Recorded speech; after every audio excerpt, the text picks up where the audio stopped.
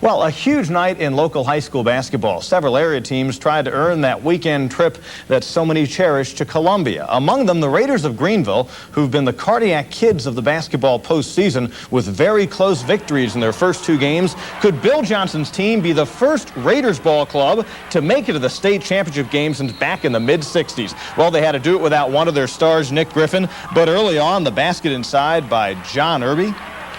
However, Newberry, the Bulldogs in the dark uniform, to Marcus Brown, scores, and Newberry had the halftime lead. But then Greenville comes back. Matt King is the king of the hill with that three-pointer right there. Red Raiders with several starters in foul trouble, but it didn't seem to matter. Down the stretch, Jamie Bird with the free throw, and you see it.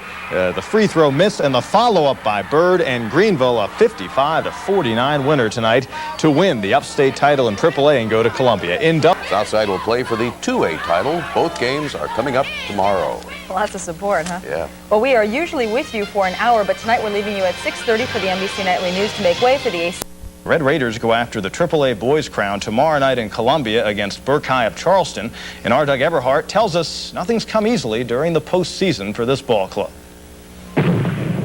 The Greenville Red Raiders, a team loaded with big guns, sharp shooters, 4 players averaging over 10 points a game. But this team has made its state title run without much of its ammunition. Like All-State point guard Nick Griffin, who's missed the last 2 games with an ankle injury. At first, it was pretty hard, to adjust to playing without Nick, because Nick was really like the backbone of our team. Once while he made the shots that nobody else wanted to take. Coach Johnson helped. We learned to play together as a team. Tuesday's Upper State Championship game with Newberry was a lesson in overcoming adversity. With Griffin out and its top players in foul trouble, Greenville called on seldom used seniors, Jamie Bird and Matt King. Both delivered in the clutch. Well, it was kind of nerve-wracking at first, but I am a senior, so I've had enough playing time through the years that I felt pretty comfortable being in there. The guys that we had on the bench, we talked about it at halftime, and the guys just pulled together as a team, and, and we were able to accomplish some of the things that we had fell short of throughout the year. So the Red Raiders have compensated for their losses. One more win, and they're state champions. I'm Doug Everhart, TV7 Eyewitness Sports. Tonight, the 4A boys and girls titles will be settled. Tomorrow, as far as area teams, Southside looking like the favorite in boys AA action against Silver Blood. Over Burke.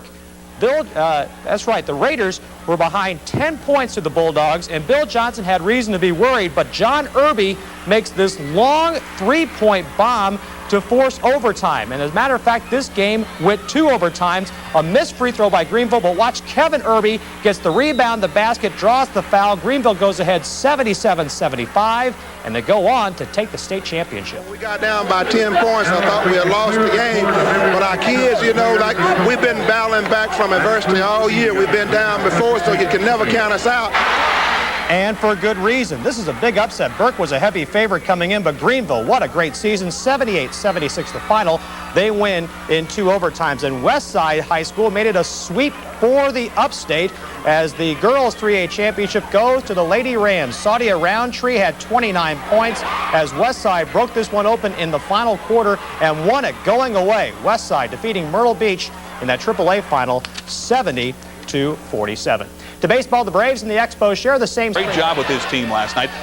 Working with John Irby. Great pass to the big guy, Kevin Benson, who had a well of a first half. Benson was a workhorse underneath.